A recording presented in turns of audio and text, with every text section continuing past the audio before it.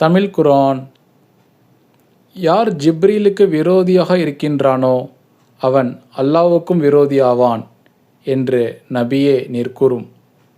நிச்சயமாக அவர்தாம் ஜிப்ரீல் அல்லாஹ்வின் கட்டளை கிணங்கி இதயத்தில் குர்ஆனை இறக்கி வைக்கிறார். அது தனக்கு முன் இருந்த வேதங்கள் உண்மை என உறுதிப்படுத்துகிறது. இன்னும் அது வழிகாட்டியாகவும் நம்பிக்கை கொண்டோருக்கு நன்மாராயமாகவும் இருக்கிறது.